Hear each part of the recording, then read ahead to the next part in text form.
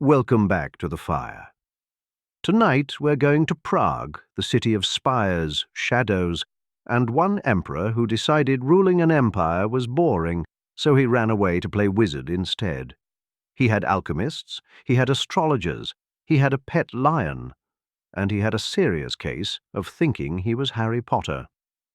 Put this on while you clean your kitchen, dodge your responsibilities, or spiral politely into the night. Whatever works. I don't care. I'm Deadman. Grab a drink, because tonight we're ditching the Spanish Habsburgs and moving over to their Central European cousins. Same bloodline, same curse, different flavor of disaster.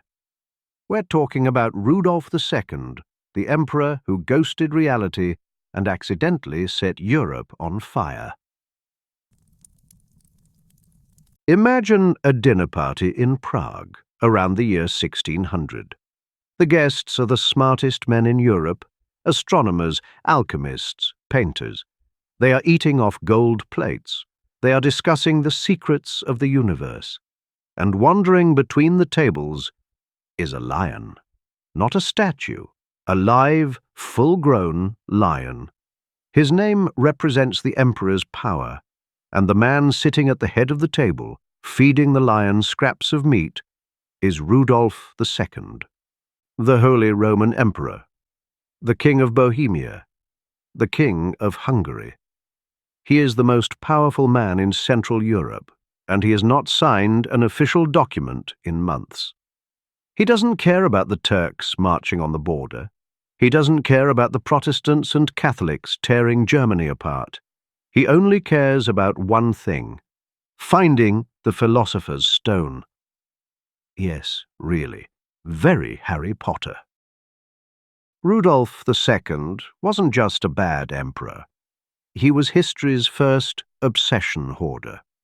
He turned his castle into a labyrinth of magic, madness, and monsters.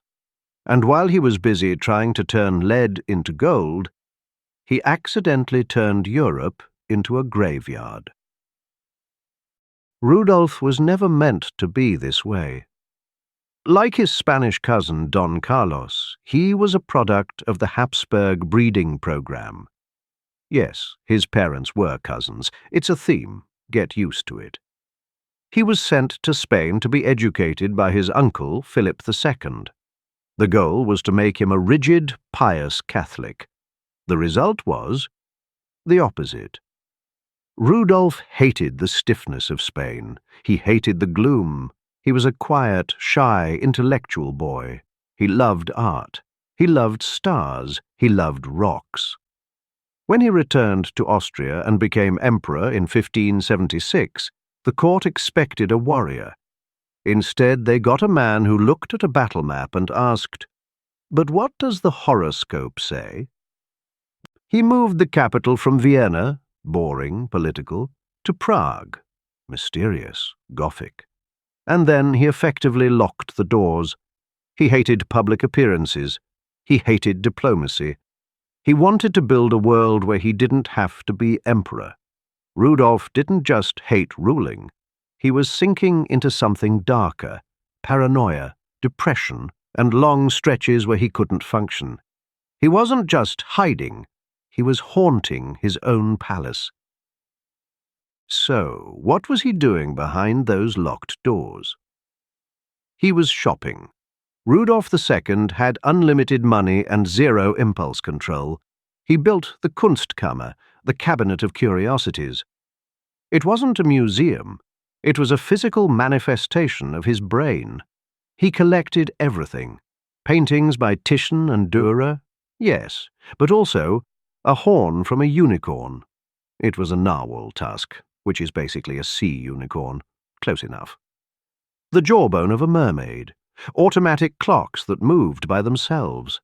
Mandrakes that looked like little screaming men. He sent agents scouring the globe for freaks of nature. And then the animals. He turned the moat of Prague Castle into a bear pit. He built aviaries for exotic birds, and of course the lion, Mohammed. Rudolf believed that he and the lion shared a soul. Ideally, their horoscopes were linked. He was convinced that if the lion died, he would die. Spoiler: this is the one time his paranoia was actually accurate. To the rest of Europe, this was eccentric. Look at the emperor playing with his toys. But looking at it now, it wasn't just a collection. It was a bunker. He was building a universe he could control, because the real one was becoming uncontrollable. And we need to be clear about something. He wasn't collecting art like a normal rich guy. He was collecting freakish objects, fake relics, and borderline cursed nonsense. He wanted the Holy Grail. He wanted nails from Noah's Ark. He wanted a stone that could cure the plague. He treated these deliveries like they were matters of national security. The Ottoman Empire was at the gates, and Rudolf was out here buying mermaid bones like it was Amazon Prime. To the rest of Europe, this was eccentric. Look at the emperor playing with his toys. But for Rudolf, this was the job. Why save the world with armies when you can save it with a magical rock? But the most important item in his collection wasn't an object. It was the lion, Muhammad. Rudolf believed that he and the lion were cosmically linked. He had his astronomers cast horoscopes for the beast, and they confirmed it. The emperor and the lion shared a soul. This wasn't just a pet. It was a life insurance policy. Rudolf was convinced that if the lion died, he would die. He visited it every day. He spoke to it. He probably trusted it more than his own brother. And, spoiler alert, this is the one time his paranoia was actually accurate. But here is the problem with spending the GDP of a medium-sized country on mermaid bones. Someone else pays the price. While Rudolf was buying clockwork globes, he was ignoring a list of problems that would make a modern president resign in disgrace. The Ottoman Empire was marching on the Hungarian border. His troops hadn't been paid in months and were threatening to mutiny. The Protestants and Catholics were stockpiling weapons. The provincial governors had stopped asking for orders and started acting like independent warlords. And the nobles were basically running the show because the emperor wouldn't answer his mail. The long war against the Turks dragged on for 13 years, not because it was unwinnable, but because it was unfunded. Every painting on Rudolf's wall was a regiment that never got funded. Every alchemical experiment was a fortress that didn't get repaired. The governors in the provinces stopped asking for help. They started improvising. They raised their own taxes. They made their own treaties. The empire began to fracture, not because of rebellion, but because the man at the top had simply checked out. Rudolf was buying magic to escape reality. He built a museum while the empire became a mass grave. Rudolf turned Prague into a sanctuary for the weird. For a while, the city felt like a fever dream. It was the occult capital of Europe, where scientists and scammers drank together and everyone claimed they'd found God in a crystal. He hired Tycho Brahe and Johannes Kepler, the fathers of modern astronomy. He famously refused to pay them, so Kepler had to write horoscopes for rich ladies just to buy food. But he also hired Edward Kelly and John Dee, English occultists who claimed they could talk to angels. Kelly was a charlatan with no ears. They had been cut off for forgery. He promised Rudolf he could make gold. Rudolf gave him a lab, a salary, and a title. He spent his nights staring into crystal balls, inhaling sulfur fumes, and trying to summon spirits. But notice the pattern. He surrounded himself with people who dealt in secrets, in hidden knowledge. He trusted wizards because wizards don't ask you to sign peace treaties. He retreated deeper and deeper into the occult. He stopped leaving his rooms. He stopped opening the curtains. He instructed servants not to speak to him unless spoken to. Time began to distort. Days turned into nights. Power terrified him more than failure, because power meant responsibility, and responsibility was the one thing he couldn't afford. This brings us to the most dangerous part of his reign. It wasn't that he made bad decisions, it was that he made no decisions. We call this government by neglect. Ambassadors would arrive in Prague to discuss urgent matters: war, plague, religious riots. They would be told, "The emperor is busy." So they waited. They waited for days, then weeks, then months. The antechambers of the palace were filled with diplomats playing cards, sleeping on benches, and writing furious letters home. Documents piled up on his desk unsigned. Appointments went unfilled. Whole departments of the government ceased to function because they needed a signature that never came. Rudolf didn't rule badly, he ruled intermittently. When he did emerge, he was paranoid. He was convinced his family was plotting against him. They were. He was convinced the Pope was a spy. Maybe. So he retreated again, and in that vacuum of power, the chaos grew. Religious tensions in Germany, which needed a strong hand to manage, began to boil over. The empire was a ship without a captain, drifting straight toward an iceberg. Now we have to talk about the darkness. Because Rudolf's neglect didn't just hurt the state, it hurt people. Rudolf never married. He was terrified of the prophecy that his legitimate heir would overthrow him. But he had an illegitimate son, Don Julius Caesar d'Austria. Julius was basically Rudolf's personal shame vault. And if you thought Don Carlos was bad, meet Julius. Julius was a sadist, unstable, violent, and cruel. Rudolf knew this, the court knew this, but Rudolf did what he always did. He looked away. He gave Julius a castle in Český Krumlov and an allowance, and hoped the problem would solve itself.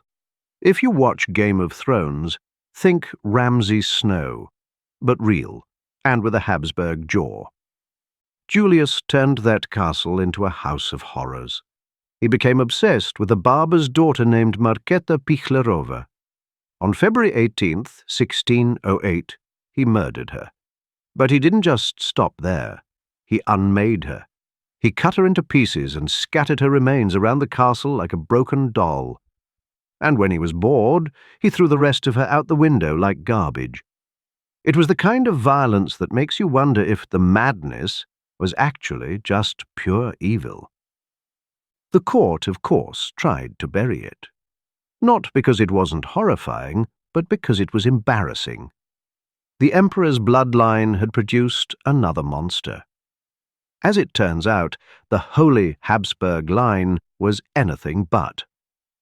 When the news reached Prague, Rudolf was horrified. But here is the tragedy. Julius wasn't hidden because Rudolf didn't know he was dangerous. He was hidden because Rudolf refused to look. The murder of Markéta wasn't a sudden shock. It was the inevitable result of a father and an emperor who believed that if you ignored a monster long enough, it would go away. It didn't. By 1608, the family had enough. Rudolf was locked in his labs. His son was a sadistic murderer. The Turks were at the gates. The archdukes gathered in Vienna and made a decision. Rudolf has to go. Leading the coup was his brother, Matthias. Matthias was everything Rudolf wasn't: ambitious, military, boring. He marched an army to Prague. He didn't attack. He just camped outside the city and waited. He played the everyone knows card. The Bohemian nobles looked at Rudolf, who was busy trying to cast spells on the army, and looked at Matthias. And they switched sides. They forced Rudolf to sign away his power, piece by piece. First Hungary, then Austria, then Moravia. Rudolf signed the papers with tears in his eyes, cursing his brother. He was left with only the title of emperor and his castle in Prague, a prisoner in his own cabinet of curiosities. Rudolf died in 1612. His pet lion, Mohammed, died a few days before him, horoscope confirmed. Rudolf died bitter, lonely, and convinced his family had betrayed him. He was right. But he left one final gift for Europe. In his desperation to keep power, he had signed a document called the Letter of Majesty, granting religious freedom to the Protestants in Bohemia. He didn't mean it. He just needed allies. But when his brother Matthias took over, he tried to take that freedom back. This is the Habsburg speciality. You don't need to be evil to ruin everything. You just need to be emotionally unavailable. The Bohemians were not amused. In 1618, they marched into Prague Castle. They found the emperor's representatives, and they threw them out of the window. The Defenestration of Prague. They survived the 70-foot drop. Catholics say angels caught them. Protestants say they landed in a pile of manure. But that fall started the 30 Years' War, the most destructive conflict in European history until World War I. Millions died. Germany was depopulated. This wasn't just a drama. It was an apocalypse. Whole regions were wiped out. Some German states lost a third of their population, all because a man who was handed an empire thought ruling was boring, and reality was someone else's problem. So, how do we remember Rudolf? History calls him a failure, a madman. But look at what he left behind. His collection became the foundation of modern museums. His patronage of Kepler gave us the laws of planetary motion. He was a terrible emperor, but he was a fascinating human being. He proves the ultimate Habsburg rule. You can be a patron of the arts, or you can be a ruler of men. But if you try to do both while hiding from reality, reality collects its debt.